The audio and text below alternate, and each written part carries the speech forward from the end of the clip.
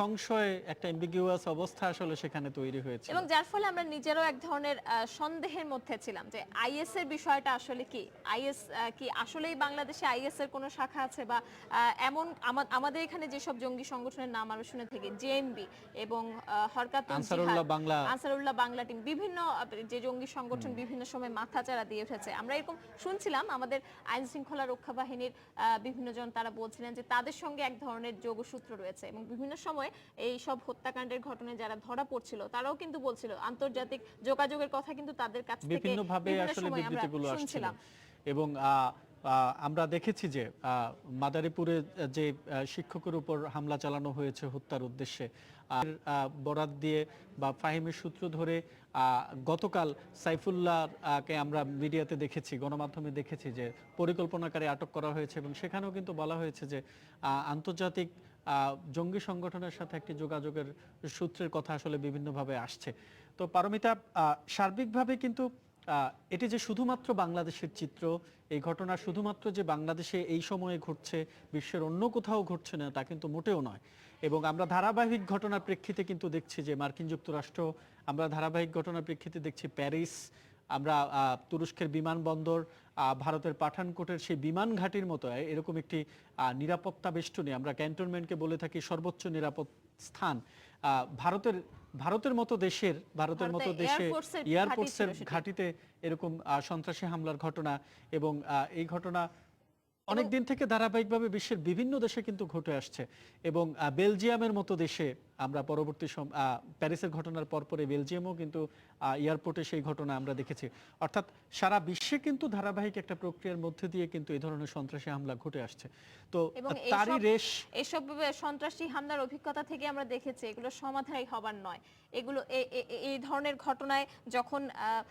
সাধারণ মানুষ, সাধারণ নাগরিকেরা জিম্মি অবস্থায় থাকেন, তখন তাদের জীবনের ঝুঁকির কারণেই, তাদের নিরাপত্তার কারণেই কিন্তু এই ধরনের ঘটনার সমাধানে অনেক সময় লাগে। আপনি যদি ভারতের কথা বলেন, ভারতের এই 2রা জানুয়ারি যে ঘটনাটি ঘটলো, 17 ঘন্টা সময় লেগেছিল সেই বিমান ঘাটির মতো জায়গার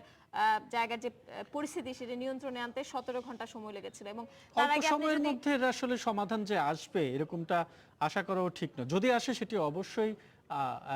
ভালো কিছু, এবং অবশ্যই মঙ্গলজনক কিছু, আমরা সেটাই প্রত্যাশা করি। অল্প সময়ের মধ্যেই যেন এই অভিযান আসলে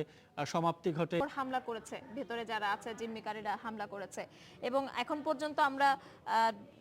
2 জন নিহতের কথা আমরা জেনেছি, 2 জন নিহতের তথ্য আমরা জানি, বেশ কয়েকজন আহত আছেন। তবে আশার বিষয় হচ্ছে এটি, যারা আহত আছেন এখন পর্যন্ত ইউনাইটেড হাসপাতাল এবং ঢাকা মেডিকেল কলেজ হাসপাতালে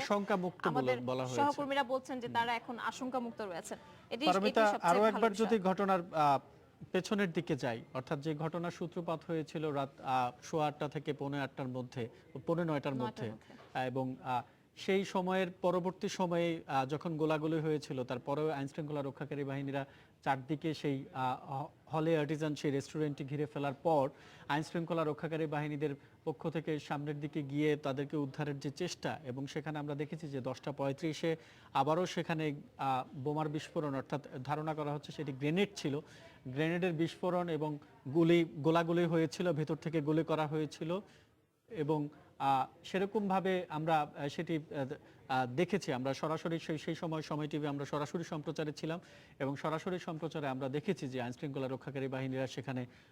আহত হয়েছিলেন এবং তাদেরকে হসপিটালে নেওয়া হয়েছে। এবং পরবর্তী সময় আমরা নিশ্চিত হয়েছি যে পুলিশের 2 জন সদস্য, বনানী থানার ওসি সালাউদ্দিন এবং ডিবির অ্যাসিস্ট্যান্ট কমিশনার রবিউল ইসলাম, এই 2 জন নিহত হয়েছেন। এবং বাংলাদেশ এরকম একটি দেশে এই ধরনের ঘটনা অবশ্যই একটি দুঃখজনক ঘটনা, এবং আইনশৃঙ্খলা রক্ষাকারী বাহিনীদের পরবর্তী প্রতিক্রিয়া আসলে